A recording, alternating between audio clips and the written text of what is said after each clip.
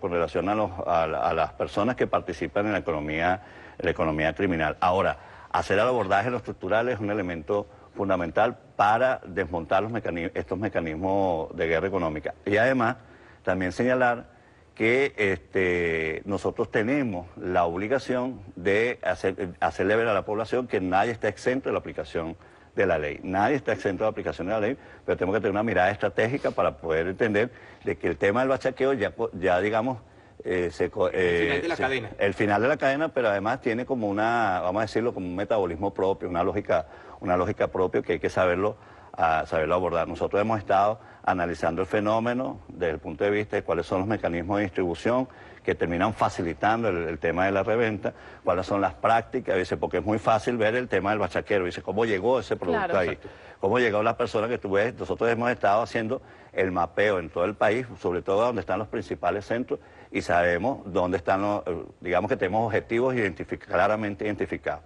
Adelantar, como lo vamos a hacer también, significa claro, como... claro. ¿sabes? Pero sí En una guerra tú no vas a decir, mira, te voy a atacar por aquí, ¿no? Pero sí puede tener confianza el pueblo venezolano, que seguro. aquellos que van ahorita a la redoma de Petare, que van a Katia, que van a Coche, que van específicamente a sitios puntuales donde la gente sabe que si no hay azúcar ahí la consigue, No, que si pero no hay café ahí la además de consigue, tener la que van a haber confianza, acciones puntuales. Además de tener la confianza, ¿a partir de cuándo? Porque esto ya lleva un gran Sí, tiene tiempo, bastante y tiempo. si bien el Ejecutivo ha hecho acciones concretas en pro del pueblo, ya la gente dice el salario no me alcanza porque sigue Claro, pero estos alimentos revendidos. también hay que tener confianza en las diferentes decisiones que ha tomado el gobierno del presidente Nicolás Maduro, nuestro gobierno.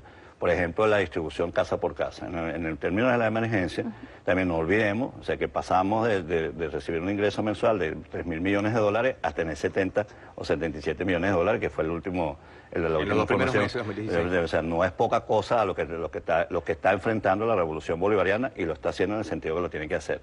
Nosotros, confianza además que los mecanismos de la casa por casa, de las bodegas comunales, de la reestructuración de la misión de alimentación, está dando sus resultados. El presidente recientemente, a su regreso de Cuba, dio una información clave con relación a cómo está operando la distribución casa por casa. Ayer el ministro de Alimentación informaba, porque hay otros componentes también del proceso productivo que son importantes, haciendo la acupuntura en la asignación de divisas, resolviendo los problemas fundamentales. Es decir, no nos quedemos solamente con eso, porque claro, si no caemos en la...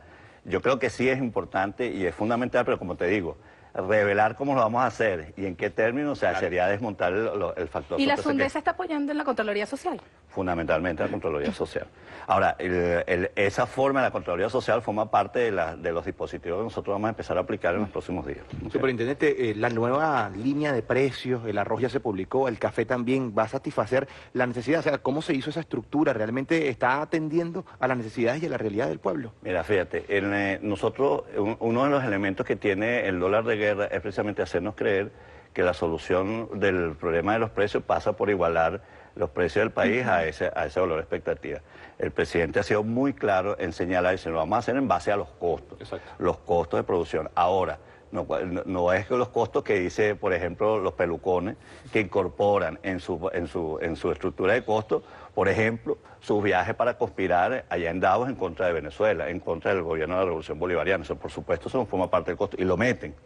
No pueden incorporar dentro del costo del impuesto que tienen que pagar, el impuesto sobre la renta que tienen que pagar de sus ganancias, entonces lo incorporan en el elemento del costo. Es decir, nosotros estamos haciendo un análisis objetivo de costo. En el caso del arroz, lo hicimos además considerando la estructura de producción, la estructura de costo de los productores primarios, fundamentalmente, que son los que hacen el esfuerzo principal, y teníamos como mecanismo de fijación de precios, no se remuneraba adecuadamente, no se remuneraba justamente a quien está haciendo el esfuerzo principal de producir en el campo, es decir, al productor agrícola, al trabajador agrícola. ¿Estos precios estarían entonces beneficiando tanto al productor como al consumidor final? Esos dos extremos, y además con el abordaje que tenemos que atacar la distribución, los mecanismos de distribución, que es donde se encuentran las principales distorsiones en el proceso de formación de precios. Es decir, remunerar justamente a quien hace el esfuerzo de producir, pero además garantizando el derecho de acceso que tienen las personas a un producto de calidad y a un precio justo. Superintendente, se nos acabó el tiempo. Gracias por venir estar. en Semana Santa. Gracias por estar con nosotros en el Estamos desayuno. Además, trabajando. recordar Claro, sí. que